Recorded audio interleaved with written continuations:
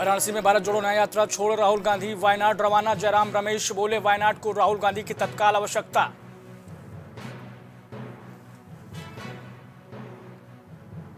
MC प्रमुख मौलाना तौकीर रजा के बिगड़े बोल, मुसलमानों को चेताया, कहा अभी नहीं संभले तो मदरसों में पढ़ानी होगी रामायण।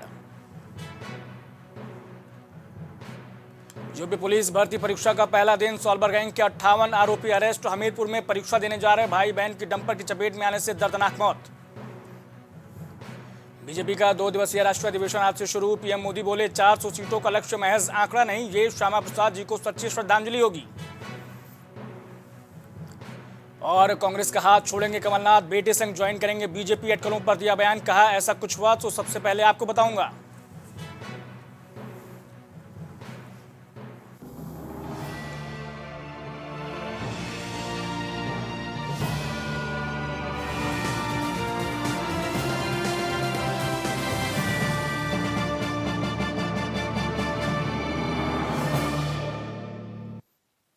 नमस्कार, प्राइम उत्तर प्रदेश देख रहे हैं आप। मैं हूं आपके साथ रामकृष्ण शुक्ला। एमसी के प्रमुख मौलाना तौकीर रजा के जहरीले बोल सामने आए। मौलाना तौकीर रजा लोगों से अपील कर रहे हैं कि तुम लोग बेईमानी की जिंदगी जी रहे हो।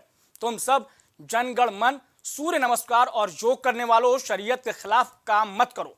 तुम लोग अपने गिरेबा में झांको। इतना ही नहीं, उन्होंने ये भी कहा कि आदेश भी आने वाला है कि तुम्हें अपने मदरसों में रामायण पढ़ानी होगी। अगर तुम लोग अभी भी नहीं निकले तो कल बहुत खराब हालात होने वाले हैं। तुमको निकलना पड़ेगा। इस वक्त पर भी नहीं निकले तो इससे बेहतर है तुम मर जाओ। क्योंकि तुम्हारे अंदर न हिम्मत है, न ताकत है, न तुम्हारे अंदर ईमान बचा है। बेईमानी की जिंदगी जीने पर मजबूर हो। तुम जनगण मन करने वाले लोग हो, कुफ्र पढ़ने वाले लोग हो, तुम योगा करने वाले लोग हो, तुम सूर्य नमस्कार करने वाले लोग हो। तुम पर कुफ्र आयद नहीं होता है। सारे कुफ्र का ठेका मैंने लिया हुआ है। तुम लोग देखो, अपने गिरबान में झांको कि तुमने कितने कुफ्र किए हैं। और अभी तमाम मदरसों में ये पाबंदी आने वाली है कि आपको अपने मदारिस में रामायण पढ़ानी पड़ेगी। अगर तुम लोग नहीं निकले, साहिब ईमान होने का सबूत नहीं दिया, तो कल बहुत खराब हालात होने वाले हैं। इसलिए आपको निकलना पड़ेगा। इस वक्त भी ना निकले तो तुम मर जाओ, इससे बेहतर। यूपी में 7 दिन तक चलने वाली भारत जोड़ो यात्रा को राहुल गांधी बीच में ही छोड़कर वायनाड के लिए रवाना हो गए। भारत जोड़ो न्याय यात्रा के दूसरे दिन वाराणसी से बदोही जाते वक्त राहुल गांधी अचानक से बाबतपुर एयरपोर्ट के लिए निकल गए। यहां से राहुल गांधी सीधे वायनाड के लिए रवाना हो गए। कांग्रेस के वरिष्ठ नेता जयराम रमेश ने सोशल मीडिया एक्स पर पोस्ट डालकर बताया कि राहुल गांधी को वायनाड इसलिए जाना पड़ा क्योंकि वायनाड को तत्काल तौर पर उनकी जरूरत है। इस वजह से उन्हें वायनाड के लिए निकलना पड़ा है। भारत जोड़ो न्याय यात्रा की अब कल दोपहर 3 बजे से प्रयागराज से एक बार फिर यात्रा की शुरुआत की जाएगी। बता दें कि राहुल गांधी की राजपुरा में जनसभा होनी थी, जिसे अब रद्द कर दिया गया है।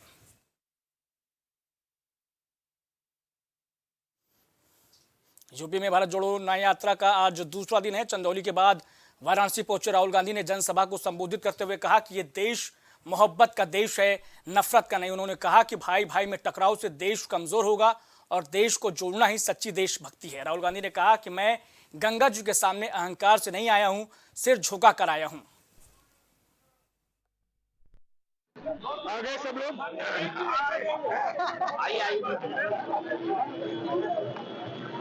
आज 35वां दिन है भारत जोड़ो न्याय यात्रा का। इसकी शुरुआत 15 जनवरी को मणिपुर से हुआ था। आज हम ऐतिहासिक सांस्कृतिक नगरी वाराणसी पहुंचे हैं। अब देखो, देश में जो नफरत फैल रही है उसका मैं आपको कारण दिखाता हूँ। राहुल, आप कितने समय से रोजगार ढूंढ रहे हो? 2012 में इंटर का एग्जाम दिया है। मगध यूनिवर्सिटी में 5 साल में 3 साल का ग्रेजुएशन 5 साल में करवाया। भाई से मिलने आया हूँ और प्यार से उसको अंदर उसकी मुलाकात होनी चाहिए और प्यार से वो कहा जाए।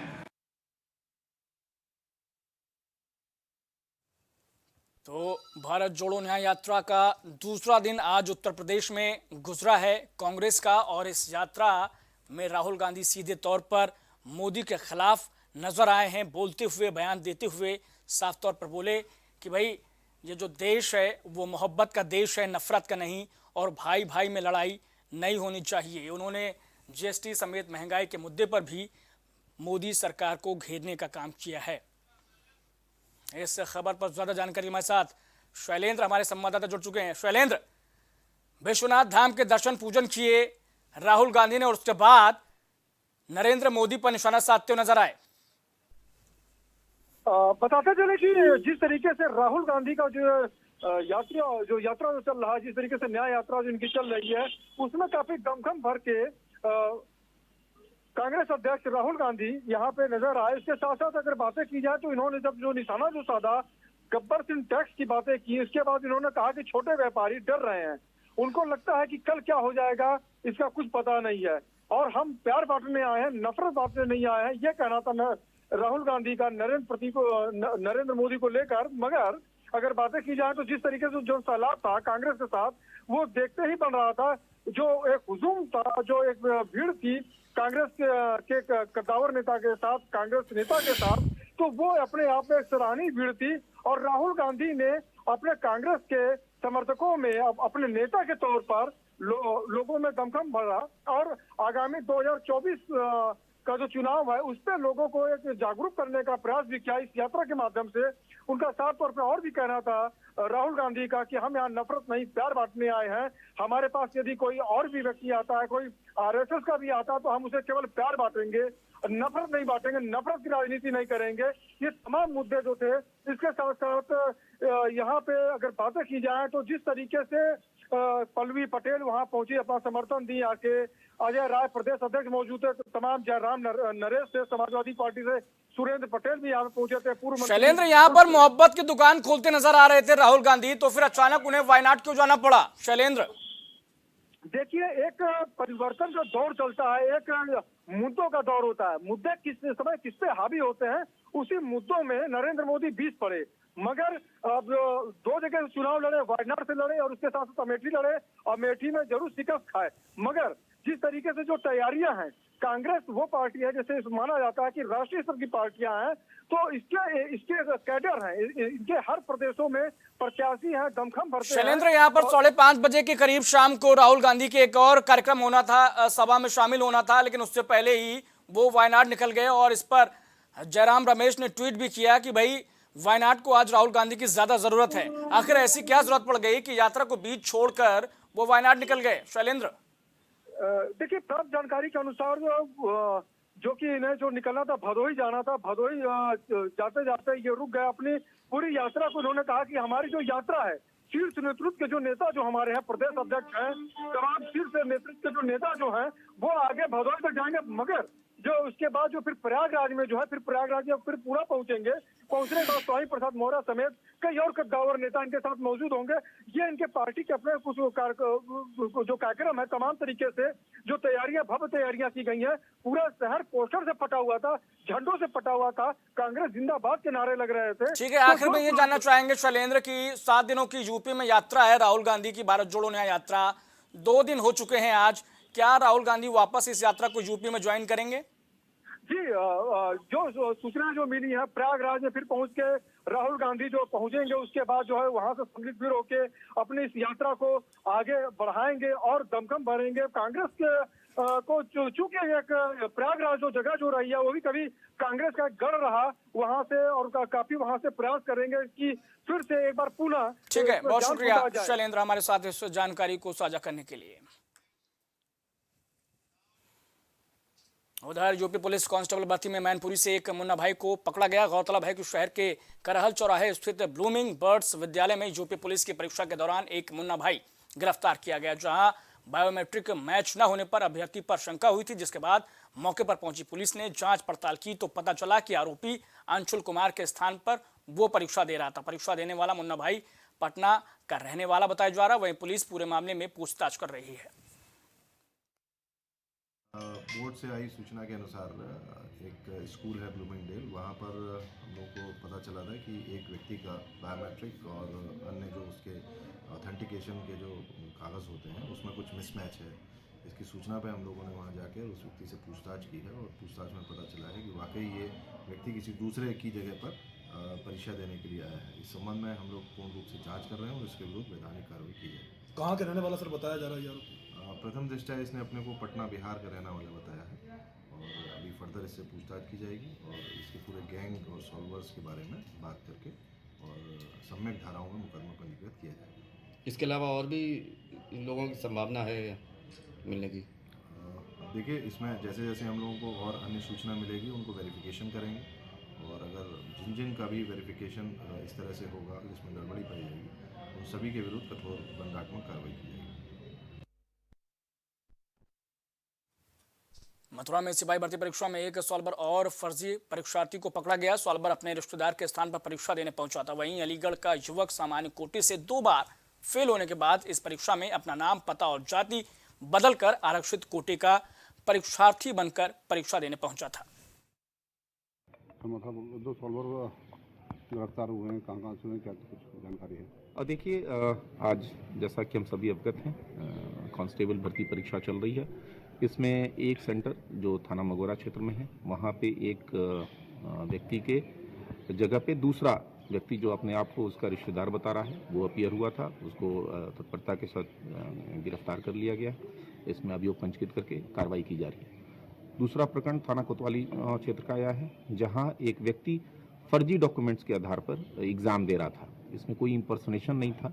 उसने 2 बार अलग कैटेगरी से उसने परीक्षा दी थी, उसमें फेल हो गया था। तो इस बार डिफरेंट कैटेगरी से उसने अप्लाई किया था और आधार कार्ड का फर्जीफिकेशन किया था। वो पकड़ा गया है। दोनों मामलों में अभियोग पंजीकृत करके इसमें कार्रवाई। खबर मऊ से है, जहां एसओजी और स्वाट टीम ने चेकिंग के दौरान शहीद अक्षयवर मल्ल महिला महाविद्यालय में पुलिस भर्ती में दूसरे के स्थान पर परीक्षा दे रहे सॉल्वर गैंग के 4 लोगों को गिरफ्तार किया है। इनके पास से 2 कार, 13,000 रुपए, 1 एडमिट कार्ड और 2 आधार कार्ड भी बरामद किए गए हैं। देखिए, उत्तर प्रदेश पुलिस भर्ती बोर्ड द्वारा जो परीक्षा कराई जा रही है उसमें कई सिक्योरिटी आइडेंटिफिकेशन लेयर्स बोर्ड द्वारा लगाए गए हैं। उसमें प्रथम लेयर को बाईपास करने के लिए जो पीछे लड़के खड़े हैं, एक अभ्यर्थी अभिषेक यादव की जगह पर एक लड़का राजेश कुमार मंडल जो कि बिहार का रहने वाला है, जनपद मुंगेर का, वो परीक्षा दे रहा था। प्रथम सिक्योरिटी लेयर यानी थंब इंप्रेशन को बाईपास करने के लिए इनके द्वारा पॉलीमर के फिंगर थंब इंप्रेशंस बनाए गए थे, फिंगर इंप्रेशंस बनाए गए थे। उसके बाद जब अंदर दूसरा चेक हुआ तो उसमें फेस मिसमैच पाया गया। उसके आधार पर जब इनसे परीक्षा खत्म होने के बाद पूछताछ की गई तो इसमें 4 लड़के ये पकड़ में आए हैं, जिसमें अभ्यर्थी है, ये राजेश है, एक थाना गढ़वार बलिया का रहने वाला विद्यासागर राजभर है जो पूरी सेटिंग करा रहा था। इनसे एक 4 पहिया वाहन बैलोने की बरामदगी हुई है, एक सुपर स्प्लेंडर जिस पर कि ये अभ्यर्थी था। 13,000 रुपए नगद बरामद हुए हैं। माचिस के डिब्बों में रखे हुए 5 जोड़े और 4 सिंगल पॉलीमर फिंगरप्रिंट प्राप्त हुए हैं। एक पॉलीमर ट्यूब फेवी बॉन्ड की प्राप्त हुई है। एक कूटरचित एडमिट कार्ड और 2 आधार कार्ड और दूसरे के नाम का एक एटीएम कार्ड भी प्राप्त हुआ है। उधर दिल्ली के भारत मंडपम में बीजेपी का 2 दिवसीय राष्ट्रीय अधिवेशन चल रहा है। इस कार्यक्रम में पीएम नरेंद्र मोदी भी शामिल हुए। पार्टी अध्यक्ष जेपी नड्डा ने शॉल पहनाकर मोदी का स्वागत किया। पीएम ने कार्यकर्ताओं से कहा कि हर बूथ पर पार्टी को 370 वोट पड़ाने होंगे। उन्होंने कहा कि भाजपा को 370 और एनडीए को 400 पार पहुंचाने का लक्ष्य मात्र एक आंकड़ा नहीं है, डेटा नहीं है, बल्कि ये डॉक्टर श्यामा प्रसाद मुखर्जी ने जम्मू कश्मीर को भारत का अटूट और अविभाज्य अंग बनाने के लिए जिस तरीके से बलिदान दिया था, ये उनके लिए सच्ची श्रद्धांजलि होगी।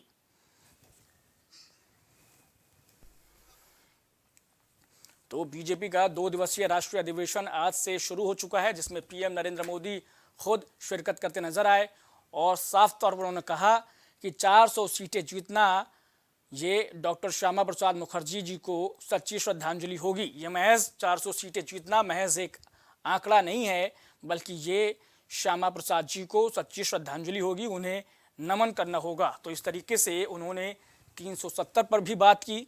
उन्होंने बात की एनडीए के 400 सीटें जीतने की और साथ ही साथ ये भी उन्होंने दोहराया कि भाई हर बूथ पर पार्टी को 370 वोट बढ़ाने होंगे।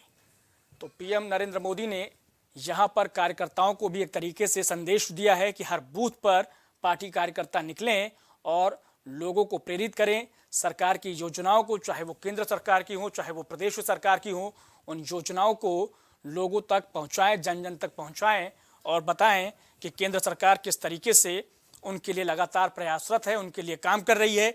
तो इस तरीके से वो कार्यकर्ताओं को एक मैसेज देते हुए भी नजर आए। दिल्ली में बीजेपी का 2 दिवसीय ये राष्ट्रीय अधिवेशन आज से शुरू हुआ है। जिसमें खुद पीएम मोदी पहुंचे।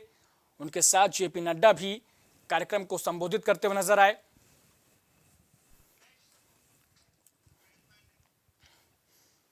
उधर कांग्रेस के वरिष्ठ नेता और मध्य प्रदेश के पूर्व मुख्यमंत्री कमलनाथ और उनके सांसद बेटे नकुलनाथ के बीजेपी में जाने की अटकलें तेज हो गई। इन कयासों के बीच कमलनाथ ने दिल्ली पहुंचकर चुप्पी तोड़ी है। साफ कहा कि अगर कोई ऐसी बात होती है तो वो खुद ही इसकी जानकारी देंगे। जब पत्रकारों ने कमलनाथ से पूछा उनसे जब कि आप बीजेपी में जाने के सवाल पर क्या इनकार नहीं कर रहे, तो पूर्व सीएम ने जवाब दिया कि इनकार की कोई बात ही नहीं है। यानी कि अब इसका मैसेज ये जा रहा है कि इनकार नहीं है, इकरार है सीधे तौर पर बीजेपी ज्वाइन करने को लेकर, क्योंकि जिस तरीके से कयासबाजी लगाई जा रही है पूरे दिन में, उसके बाद शाम को वो दिल्ली में पहुंचे और उनकी एक फोटो भी इस दौरान वायरल हो रही है जिसमें वो अपने बेटे संग नरेंद्र मोदी से मुलाकात करते नजर आ रहे हैं।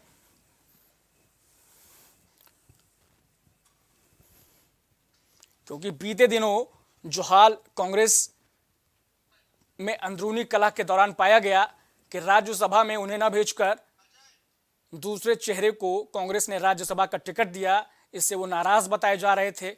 और अब आखिरकार जिसे इंदिरा गांधी ने कभी अपना बेटा कहा था, अब वो कमलनाथ बीजेपी का दामन थामेंगे और हाथ को छोड़ेंगे। इस खबर पर ज्यादा जानने के लिए मेरे साथ अजय द्विवेदी जुड़ चुके हैं। अजय,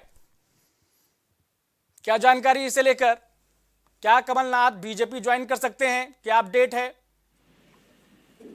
जी राम जी, आपको बता दें कि इस समय जो माहौल है खास करके पूरे मध्य प्रदेश में काफी दिनों से भगदड़ की स्थिति थी, और उसमें खास करके अभी जो खबर निकल के आ रही, आज अधिवेशन था बीजेपी का जिसमें कमलनाथ और उनके बेटे दोनों लोग दिल्ली आज पहुंचे। और सबसे बड़ी बात निकल के आई कि बीजेपी में वो शामिल होने की अटकलों के बीच जो बात हो रही है, तो उसमें कमलनाथ अपने बेटे को तो शामिल करा ही चुके हैं लगभग। कारण कि उसके पीछे का रीजन ये है कि वो उनके फेसबुक या फिर आईडी और या जो भी उनके इंस्टाग्राम इस तरह के जो भी है, वहां से कांग्रेस का नाम गायब था। उसके पीछे ये निकल के आ रहा, सीधा एक ये बड़ी बात निकल के आ रही थी, छिंदवाड़ा कांग्रेस सांसद, इस तरह के टाइटल लगे हुए थे। लेकिन अभी कमलनाथ का जाना लगभग तय तो माना जा रहा है, लेकिन जब तक जो प्राइम टीवी के सूत्र हैं, जब तक वो चले न जाए, ये कहना जल्दबाजी होगा। ये जरूर है कि कमलनाथ अपने बेटे को आगे करने की कोशिश में है। जी, जल्दबाजी तो होगा अभी कहना है, क्योंकि जब तक कोई आधिकारिक तौर पर पुष्टि नहीं होती। लेकिन यहाँ पर दो बातें आपसे जानना चाहूंगा। एक तो वो जिसमें कमलनाथ अपने बेटे नकुलनाथ के साथ पीएम मोदी से मुलाकात करते नजर आ रहे, इसके बारे में बताइएगा कि आखिर ये कब की फोटो है और ये लगातार चूंकि वायरल हो रही। साथ ही साथ ये भी बताइएगा कि क्या कमलनाथ खुद को कांग्रेस में चुका हुआ मान रहे थे, क्योंकि 2 बार से लगातार जो है सत्ता से बाहर हुए। बीते चुनाव में दिसंबर में नतीजे आए, तब भी कांग्रेस सत्ता से बाहर हुई। तो क्या राज्यसभा टिकट न भेजे जाने से नाराज थे?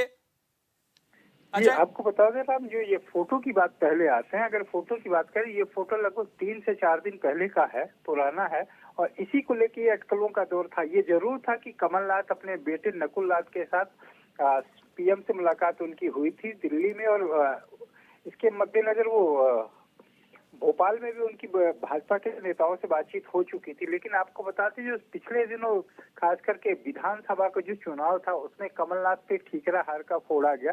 लेकिन कहीं न कहीं कमलनाथ खास करके कांग्रेस के अंदरूनी कलह से वो पीड़ित थे, इसको लेके भी उनमें एक असंतोष था। और सबसे बड़ी बात, चुनाव से पहले ही अचानक इस तरह से उनके अध्यक्ष पद से हटा दिया गया था, तो उसको लेके कमलनाथ के मन में एक असंतोष था। वहीं अगर बात करें तो खास करके कांग्रेस ने कमलनाथ की नहीं सुनी, और बहुत सारे ऐसे सीटें थी जिसपे दिग्विजय सिंह समर्थित लोग शामिल हुए समाजवादी पार्टी से। ठीक है अजय, आखिर में बताइएगा चलते चलते कि क्या बीजेपी की ओर से या कांग्रेस की ओर से क्या अभी तक कोई रिएक्शन आया इस पर?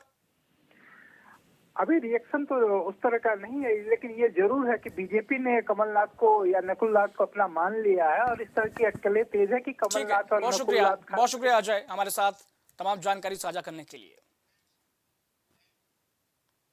और में दिल्ली हावड़ा रोड पर कोयला लादकर जा रही मालगाड़ी की बोगी में अचानक आग लग गई। आग की सूचना पर पहुंची फायर ब्रिगेड और पुलिस ने 1 घंटे की कड़ी मशक्कत के बाद आखिरकार आग पर काबू पाया। आपको बता दें कि आग लगने की सूचना पर तत्काल पहुंचे फायर ब्रिगेड के अधिकारी तेजबीर सिंह और थाना प्रभारी भूपेंद्र राठी ने डीएफसी लाइन के बने न्यू अछलदा स्टेशन के पास मालगाड़ी को रोक दिया और मालगाड़ी में लगी आग को बुझाया गया। आज दिनांक 17 को सुबह लगभग 10:15 बजे स्टेशन मास्टर छल्ला द्वारा सूचना दी गई कि झारखंड से पानीपत जाने वाली मालगाड़ी है जिसमें कोयला लदा हुआ, उसमें आग है एक वैगन के अंदर। तत्काल फायर टेंडर के साथ मौके पे पहुंचे। मौके पे जाके आग को पूर्ण रूप से बुझा दिया गया, कोई जनहानि नहीं है और इस संबंध में आग लगने कारणों की जांच की जा रही है। फिलहाल एहतियात के तौर पर कुछ समय के लिए गाड़ी को यहाँ रोका गया, उसके बाद जो है अपने गंतव्य के लिए रवाना करवा दिया जाएगा। उधर यूपी के कौशाम्बी जिले में 5 दिन से गायब दिव्यांग रिक्शा चालक का क्षत विक्षत और अधजला शव मिलने से सनसनी मच गई। शव मिलने की सूचना पर पहुंची पुलिस ने शव को कब्जे में लेकर पोस्टमार्टम के लिए भेज दिया और जांच में जुट गई है। आपको बता दें कि मंझनपुर कोतवाली इलाके में समदा गांव में 5 दिन पहले गायब दिव्यांग गप्पू का क्षत विक्षत और अधजला शव बरामद हुआ है। लाश तो भैया पेट का पड़ा रहा है और का कहते को कूटे पीटे खूब हैं, ईंटा से जलाए हैं, बार घोड़ दीन, मोछा घोड़ दीन, एक गोड़ कट गया है, पिलाई लेकर गई है गांव में, समदा गांव में। तो उसको हमारे सामने हुई के गुजरी जब हम तो उसको देखे कि ये तो हमारे गप्पू का गोड़ है। पैर देख करके आप लोगों ने? हाँ, पैर लेके देख के चीन गए थे। नाम बताइए। पंचम लाल। तो 5 दिनों से लापता दिव्यांग का शव नाले में मिला है और देखिए तस्वीरों के जरिए कि उनके परिजन किस तरीके से बदहवास हालत में है। कोतवाली मंझनपुर का ये पूरा मामला है, जिला कौशाम्बी में जो कि आता है और बताया ये जा रहा है कि दिव्यांग का शव पिछले मिलने से पहले वो लापता चल रहे थे, 5 दिनों से लापता थे और अब जो है उनका शव नाले में बरामद होने से परिवार में कोहराम मच गया है। इस खबर पर ज्यादा जानकारी हमारे साथ अरविंद जुड़ चुके हैं। अरविंद, 5 दिनों से लापता एक दिव्यांग जिसका अब शव मिलता है नाले में, कितनी बड़ी लापरवाही मानी जाएगी पुलिस की, क्या कुछ अपडेट है? जी आपको बता दूं कि 1 हफ्ते पहले ये बंदा गायब हुआ था घर से और इसकी ये ऑटो रिक्शा चलाता था, दिव्यांग था एक पैर से और उसका शव आज सुबह खेत के पास एक नाले में मिला है जिसकी तफ्तीश पुलिस कर रही है। इसको मार के फेंका गया था और जलाने का प्रयास किया गया था जिसमें कि पुलिस अभी तक कोई सबूत जुटा नहीं पाई है। और एक बात इसमें और ये सामने आई है कि करारी थाना क्षेत्र के अंतर्गत एक असारा गांव आता है, वहाँ इसका जो वो जो रिक्शा चलाता था वो भी 1 हफ्ते पहले बरामद हुआ था। क्या विवाद की कोई वजह सामने निकल कर आ रही है कि हत्या क्यों की गई होगी, और साथ ही साथ क्या परिवार ने इससे पहले क्या थाने में तहरीर दी थी?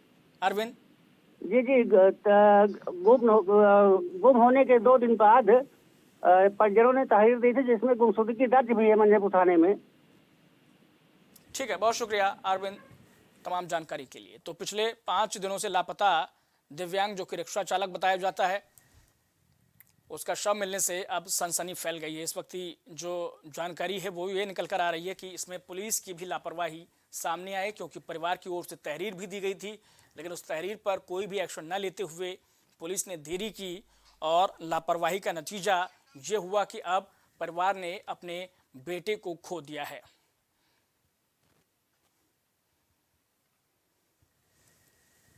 तो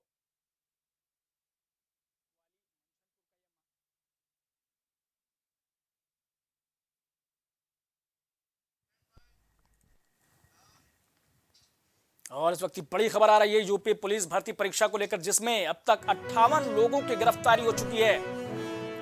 2 दिन चलने वाली इस परीक्षा का आज पहला दिन था जिसमें 2 पाली में परीक्षा आयोजित कराई गई थी। लेकिन चौंकाने वाली बात यह कि यूपी के अलग अलग जिलों से सॉल्वर गिरफ्तार किए गए हैं। डीजीपी मुख्यालय से आरोपियों की संख्या ये जारी की गई है जिले के नाम के साथ और 58 लोगों की गिरफ्तारी की पुष्टि डीजीपी ऑफिस से की गई है, पुलिस मुख्यालय से की गई है। ये इस वक्त की बड़ी और अहम जानकारी आप तक पहुंचा रहे हैं। पुलिस भर्ती परीक्षा में 58 आरोपियों की गिरफ्तारी आज पहले दिन की गई है। अलग अलग जिलों से ये गिरफ्तारियां हुई हैं। कहीं पर सॉल्वर गैंग जो है किसी के नाम पर किसी को बिठा रहा था पेपर देने के लिए, परीक्षा देने के लिए, और इस तरीके से आज पहले दिन 58 लोग अरेस्ट कर लिए गए हैं। इस खबर पर ज्यादा जानकारी के साथ कलीम जुड़ चुके। कलीम, 58 लोगों की गिरफ्तारी, और वो भी तब जब सरकार लगातार दावा कर रही थी नकलविहीन परीक्षा का। तो नकलविहीन परीक्षा तो एक बात हो गई, लेकिन सॉल्वर गैंग लगातार सक्रिय नजर आया। कलीम, देखिए, जिस तरीके से बात की जाए सॉल्वर को लेकर के जो टीम बनाई गई थी गिरफ्तारी को लेकर के, वो जो गिरफ्तारियां तो हुई है, क्योंकि पहली पाली की अगर बात की जाए 22 लोगों की गिरफ्तारी हुई, दूसरी पाली की बात की जाए 21 लोगों की गिरफ्तारी हुई, और एक दिन पहले की अगर बात की जाए वो 18 लोगों की गिरफ्तारी हुई। कुल टोटल मिलाकर के जिस तरह से 58 लोगों की गिरफ्तारियां हुई है, उस 58 लोगों की गिरफ्तारियों के इससे ये साफ जाहिर हो रहा है कि जिस तरीके से नकल विहीन परीक्षा को लेकर के साफ तौर से जोर दिया जा रहा था, लेकिन ये लोग पूरी तरीके से सेंधमारी करने के लिए पूरी तरीके से एकजुट थे। और फिलहाल अगर बात की जाए जिस तरह से बायोमेट्रिक को लेकर के वहां पर एंट्री दी जा रही थी, तो उस बायोमेट्रिक के जरिए भी कुछ लोगों की गिरफ्तारी की गई है। फिलहाल इस मामले की पूरी जिम्मेदारी एसटीएफ को सौंपी गई थी, तो एसटीएफ की टीम जब से इस पर पूरा काम कर रही थी तब से ये गिरफ्तारियां भी शुरू हो गई थी। और एक दिन पहले से जो गिरफ्तारियां हुई है उसमें साफ तौर से बताया जा रहा है कि कुछ कोचिंग संचालक हैं, तो कुछ सरकारी कर्मचारी हैं, तो कुछ जो प्राइवेट कर्मचारी होने के साथ साथ कुछ स्कूलों संस्थानों के भी जो कर्मचारी है वो भी इसमें शामिल रहे हैं। फिलहाल यहाँ पर प्राइवेट कर्मचारी तो ठीक है, लेकिन यहाँ पर ये जानकारी आई कि रेलवे का एक कर्मचारी भी एक जिले में परीक्षा देते नजर आया है, तो कैसे ये लोग उसे भी अपने झांसे में ले गए? देखिए, जिस तरीके से अगर बात की जाए जो रेलवे का जो कर्मचारी था जो दूसरे की जगह पे परीक्षा दे रहा था, जिसकी गिरफ्तारी हुई है, इस मामले में साफ तौर से ये बयान दिया गया है कि जिस तरीके से 7 लाख से लेकर के 10 लाख रुपए तक एक परीक्षा पर पैसे वसूले जा रहे थे, ठगी की जा रही थी, और उसी तर्ज पर ये शख्स भी बैठ करके परीक्षा दे रहा था। फिलहाल जिस तरह से गिरफ्तारी हुई है, और कल की अगर बात की जाए 18 तारीख को भी जो परीक्षा है उस परीक्षा को लेकर के भी पूरी तरीके से पुलिस अलर्ट मोड पर है और पूरी तरीके से सक्रिय दिख रही है। क्योंकि पहले दिन की अगर बात की जाए 58 लोगों की गिरफ्तारी हुई है, तो दूसरे दिन की भी संख्या कहीं ना कहीं बढ़ने की आशंका देखी जा रही है। ठीक है कलीम, आखिर में चलते चलते ये बताइएगा कि जब पुलिस लगातार दावा कर रही है कानून व्यवस्था मजबूत करने का, पुलिस भर्ती परीक्षा को मजबूती से कराने का, आयोजित कराने का, तो फिर आखिर क्यों नहीं इन सॉल्वर गैंग्स के कानों में जू रेंगती है? क्यों नहीं डर इन पर पनप पाता है? कलीम, देखिए, जिस तरीके से सॉल्वरों की बात की जाए तो सॉल्वर को लेकर के लगातार कुछ कॉलेज संस्थान है वो भी इस मामले में पूरी तरीके से सक्रिय नजर आते हैं, पूरी साठगांठ रहती है। क्योंकि पुलिस भर्ती की अगर बात की जाए, पुलिस भर्ती में काफी सॉल्वर भी देखने को मिलते हैं। इससे पहले की अगर बात की जाए जो पुलिस भर्ती हुई थी सब इंस्पेक्टर की, उस मामले में कई गिरफ्तारियां हुई थी, क्योंकि जो परीक्षा पास कर चुके थे वो भी सॉल्वर का इस्तेमाल किए थे। क्योंकि परीक्षा पास करने के बाद जब प्रमाण पत्र देखे जाए तो उस दौरान भी कई लोगों की गिरफ्तारियां हुई थी, जिसमें 50 से अधिक लोगों की संख्या सामने आई थी, और उसमें कई लोगों को जेल भी भेजा गया था। और उसी तर्ज पे अगर बात की जाए यदि कंप्यूटर ऑपरेटर की भी जो परीक्षाएं चल रही है उस परीक्षा में भी कई लोगों की अब तक गिरफ्तारियां एसटीएफ कर चुकी है। और उसके बाद अब पुलिस सिपाही की अगर बात की जाए तो उसमें भी अब तक 58 गिरफ्तारियां हुई है। तो कहीं ना कहीं ये जरूर कहा जाता है कि पुलिस की जो शक्ति है उस शक्ति के बाद भी सेंधमारी करने से ये जो सॉल्वर है वो बाज नहीं आ रहे, वो लगातार पुलिस को भी चुनौती देते नजर आ रहे हैं। ठीक है कलीम, जिस तरीके से आपने बताया कि भाई अभी तक पहले पाली में या फिर पहले दिन पर जिस तरीके से 58 गिरफ्तारियां हुई हैं कल से लेकर आज भर में, तो दूसरे दिन जब कल परीक्षा होगी तो उसको लेकर क्या कुछ इंतजामात है, क्या कुछ पुख्ता इंतजामात है? देखिए, जिस तरीके से अगर दूसरे दिन की परीक्षा की बात की जाए तो उसको लेकर के साफ तौर से जो शिक्षक क्लासरूम में बैठते हैं वो शिक्षक सिविल ड्रेस में शिक्षक के रूप में एसटीएफ की टीम भी तैनात रहेगी। वो लोगों के ऊपर निगाह रखेगी। बायोमेट्रिक से तो लगातार निगरानी की ही जा रही है। इसके साथ ही कमरे को जो सीसीटीवी से पूरी तरीके से लैस किया गया है वो पूरी मॉनिटरिंग की जा रही है। डीजी बोर्ड की अगर बात की जाए वो भी पूरी तरीके से मॉनिटरिंग साफ तौर से कर रहे हैं। आप इस खबर पर नजर बनाए रखिए, हम दोबारा आपका रुख करेंगे। बहुत शुक्रिया फिलहाल के लिए। और विभूति खंड से इस वक्त की बड़ी खबर, लखनऊ के विभूति खंड में पिंक बूथ के नीचे शव मिलने से सनसनी फैल गई। इस वक्त की बड़ी खबर, युवक का सिर कटा होने की आशंका। ये देखिए, लखनऊ में कानून व्यवस्था तार तार होते नजर आ रही है। मंत्री आवास के सामने नाले में यह शव बरामद हुआ है। इस वक्त की बड़ी खबर लखनऊ के विभूति खंड थाना इलाके से सामने आ रही है, जहां मंत्री आवास के सामने, जी हां ठीक सुना आपने, मंत्री आवास के सामने नाले से यह शव बरामद हुआ है। यानी कि देखिए कानून व्यवस्था को किस तरीके से चुनौती दी जा रही है। सिर कटा होने की आशंका, यानी कि ये कोई नेचुरल डेथ नहीं है, ये कोई नेचुरल डेथ नहीं है, क्योंकि इसमें सिर तक कटा हुआ है। मानकर चलिए कि ये हत्या हो सकती है। इस खबर पर ज्यादा हमारे साथ कलीम जुड़ चुके हैं। कलीम, लखनऊ के विभूति खंड थाना इलाके में शव बरामद होता है, और शव भी कहां मिलता है? मंत्री आवास के सामने।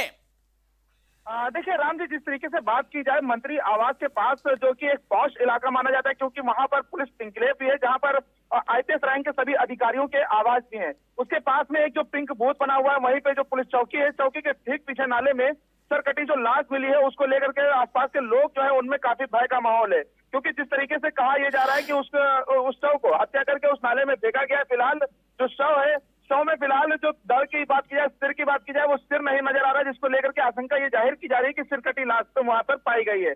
फिलहाल पुलिस का साफ तौर से कहना है कि मौके पर पुलिस फोर्स भेजी गई है, शव निकलवाया जा रहा है।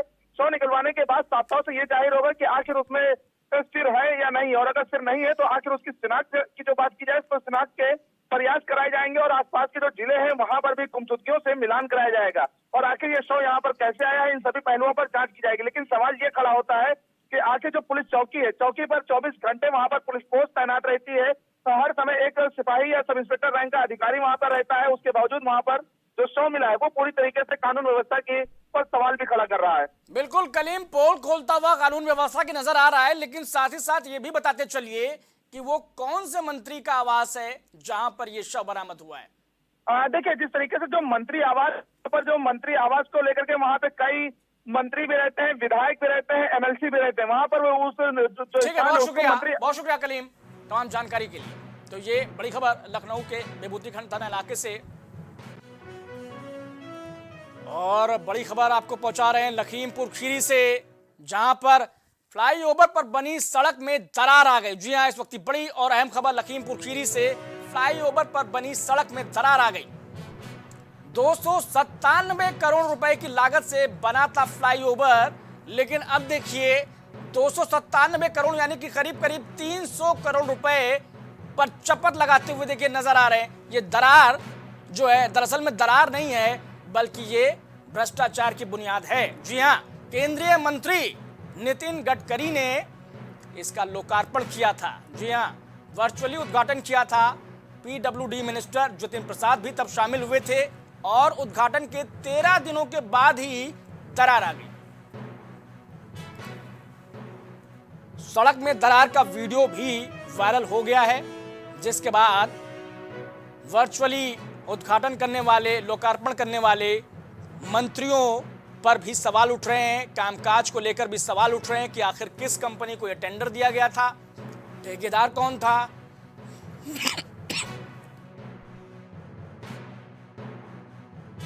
किसकी आ रही है सामने। आमिर रजा हमारे साथ इस खबर पर ज्यादा जानकारी के साथ हमारे साथ जुड़ गए। आमिर रजा, 13 दिन पहले एक रोड का निर्माण किया जाता है, लोकार्पण किया जाता है वर्चुअली, जिसमें नितिन गडकरी होते हैं, ज्योतिन प्रसाद होते हैं, कैबिनेट मिनिस्टर, लेकिन आखिरकार ये तस्वीर जो अब वायरल हो रही है, क्या कहिएगा इस पे? देखिए, 4 फरवरी को 397 करोड़ रुपए की लागत से बनी ये 3 फ्लाईओवर का उद्घाटन हुआ था। बड़ा शोर था इसका, इतना शोर था कि इसको लेकर केंद्रीय मंत्री जो नितिन गडकरी हैं वो भी वर्चुअली इसका उद्घाटन किया था। जो PWD मंत्री हैं प्रदेश सरकार के, जितिन प्रसाद, वो भी थे, केंद्रीय गृह राज्य मंत्री अजय मिस्त्री भी थे, और तमाम जिले के तमाम भाजपा कार्यकर्ता, भाजपा नेता वहां पर मौजूद थे। बड़ा शोर हुआ था, लेकिन जिस तरीके से इतनी जल्दी इस सड़क में दरारें आ गई हैं, तो कहीं ना कहीं भ्रष्टाचार की जो वहां पर ईमानदारी की और गुणवत्ता की जो ढिंढोरा पीटा जा रहा था, उसको पूरी तरीके से पोल खुलती दिखाई दे रही है। और लखीमपुर में PWD ने इस सड़क को बनाया था, PWD की जिम्मेदारी पे ये सड़क बनी थी, और वहां पर एक और घोषणा की गई थी कि 3 फ्लाईओवर और बनेंगे, लगभग 250 करोड़ रुपए की लागत है। तो करोड़ों रुपया, जिस तरीके से अरबों रुपया खर्च हो रहा है, उसके बाद ये भ्रष्टाचार की स्थितियां सामने आ रही है। तो कहीं ना कहीं अधिकारियों की कार्यशैली, भ्रष्टाचार का पोल, और जो नेता हैं उनकी दूरंदेशी वहां पर दिखाई दे रही है। आमिर रजा, यकीनन ये बड़ी शर्मनाक बात है। भ्रष्टाचार भी इसमें कहीं ना कहीं शामिल रहा होगा, भ्रष्टाचारी इसमें शामिल होंगे, तभी 13 दिनों में ही देखिए इस सड़क की ये हालत हो गई। लेकिन मुझे ये बताइए, आखिर PWD ने ये सड़क बनवाई, ठेकेदार कौन थे, जिम्मेदारी किसकी है, जिम्मेदारी कौन लेगा, कौन तय करेगा? आमिर रजा, देखिए जिस तरीके से ये सड़क पे दरार आई, आनंद फानंद में पीडब्ल्यूडी के अधिकारी वहां पर पहुंचे और इसकी लिपापोती शुरू कर दी है। अभी कोई ऑफिशियल कोई इसका जानकारी नहीं सामने बताई गई है कि कौन ठेकेदार था, पीडब्ल्यूडी की जिम्मेदारी पे यह काम हुआ था और क्या कार्रवाई होगी इस पर यह भी नहीं अभी बताया गया। लेकिन कहीं ना कहीं ये जो दरारें हैं, भ्रष्टाचार की दरारें जो यहाँ पर आई है, ये कहीं ना कहीं जो कार्यशैली पीडब्ल्यूडी की वो जाहिर कर रही है। देखना यह है कि इस मामले को संज्ञान में नितिन गडकरी केंद्रीय मंत्री। बहुत शुक्रिया आमिर रजा तमाम जानकारी के लिए। तो इस वक्त बड़ी और अहम खबर मुजफ्फरनगर से आ रही, जहां पर किसान आंदोलन पर राकेश टिकैत का बड़ा बयान आया है। राकेश टिकैत का बड़ा बयान सामने आया है। किसान प्रवक्ता हैं 21 फरवरी को तहसील स्तर पर प्रदर्शन करेंगे। राकेश टिकैत प्रदर्शन को लेकर चेता रहे हैं एक बार फिर से केंद्र सरकार को। हरिद्वार से गाजीपुर बॉर्डर तक ये प्रदर्शन होगा, ऐलान कर दिया है सीधे तौर पर। और कल किसानों और सरकार में होगी चौथे दौर की बातचीत भी। लेकिन उस चौथे दौर की बातचीत से पहले राकेश टिकैत चेताते हुए तस्वीरों के जरिए देखिए, तमाम किसान मौजूद हैं और उनके बीच मौजूद राकेश टिकैत बतला रहे हैं कि कैसे हमें अपने इस महा आंदोलन को आगे बढ़ाना है। बड़ी और अहम खबर मुजफ्फरनगर से किसान आंदोलन को लेकर। हरियाणा, उत्तर प्रदेश, उत्तराखंड 4 स्टेट के लोग थे और कुछ लोगों से बात हुई और करीब 30-35 लोग कार्यकारिणी के थे। निर्णय ये लिया कि जो हरियाणा पंजाब में हुआ है वो गलत हुआ, उसकी पूरी निंदा करते हैं। वे भी किसान हैं और हम सब देश का किसान हैं। सरकारों के पास में टाइम है, 2-3 दिन में उनकी बात मान लें। जो एमएसपी है, जो और मुद्दे हैं, और नहीं तो एक दिन का हमारा पहला धरना हरियाणा में, पंजाब में, उत्तर प्रदेश में, उत्तराखंड में डीएम के यहाँ पे होगा 21 तारीख को। और एसकेएम को ये सारी चीजें आज अब बता देंगे हम। और आगे का निर्णय ये भी लिया कि एसकेएम पूरे देश में ये निर्णय ले कि 26-27 तारीख में हरियाणा, उत्तर प्रदेश। तो प्राइम उत्तर प्रदेश में इतना, लेकिन आप बने रहिए प्राइम टीवी के साथ।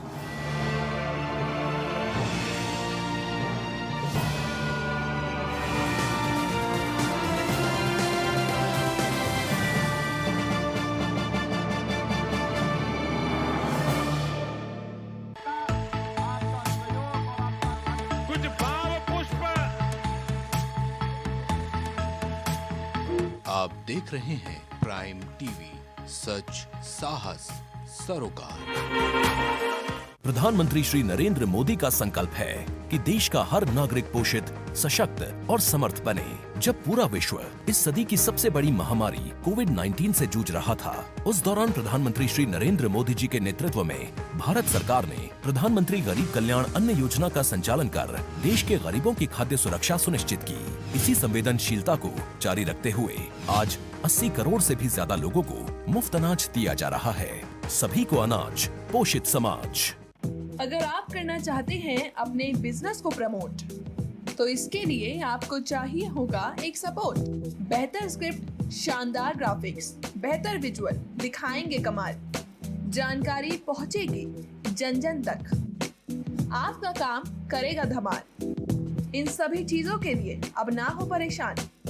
Brand promotion, motion designing and video editing, 2D और 3D animation, television telecasting, social media works, script writing जैसे कामों के लिए आज ही कांटेक्ट करें 9267925186 पर। इसी के साथ ही आप हमें जीमेल भी कर सकते हैं vikasproduction.gfx@gmail.com पर।